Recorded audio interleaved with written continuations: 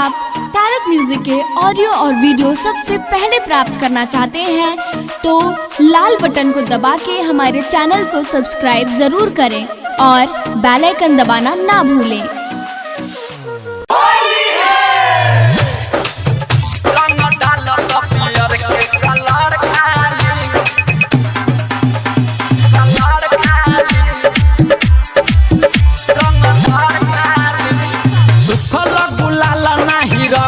दिन गाल में डाले के बडाल रंग घोड़ी के जुगार में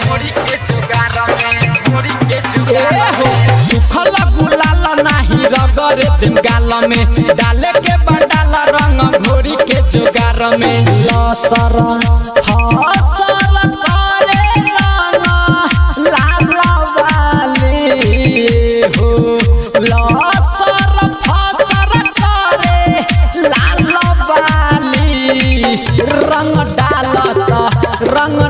रंग डालत पियर के कलर खाली रंग डालत पियर के कलर खाली रंग डालत पियर के कलर खाली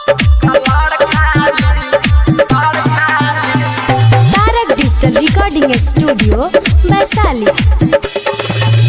चोली भीगे साया भीगे भीगी जाई सारी फरक नाही पड़ी के तहू रंगमा डलाई चोली भीगे साया भीगे भीगी जाई सारी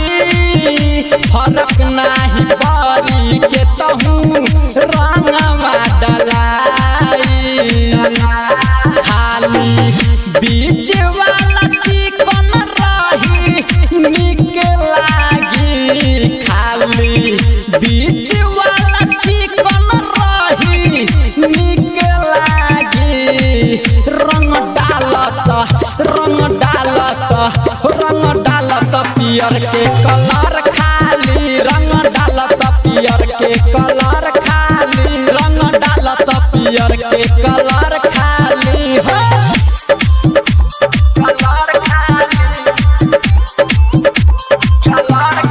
तारक डिजिटल रिकॉर्डिंग स्टूडियो वैशाली। पर साल बचल रही डालल नयर के कहता रे राइटर राजा डाल रंग पकड़ के पर साल बचल रही डालल नयर के कहता रे तारक जयनाथ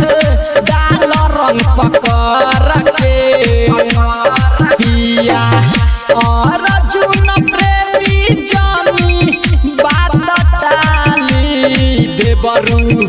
पवन राकेश जानी बात टाली रंग डालत पियर के कलर खाली रंग डालत पियर के कलर खाली रंग डालत पियर के कलर खाली सुखल गुलाल नाही रगरे दिन गाल में डाले के बडाल रंग घोड़ी के जुगार में सुखल गुलाल नाही रगरे दिन गाल में डाले के बडाल रंग घोड़ी के जुगार में लसर फसर करे लाल वाली हो लसर फसर करे लाल वाली रंग डालत पियर के कलर खाली रंग डालत पियर के कलर खाली रंग डालत पियर के कलर खाली हो। तारक डिजिटल रिकॉर्डिंग स्टूडियो वैशाली।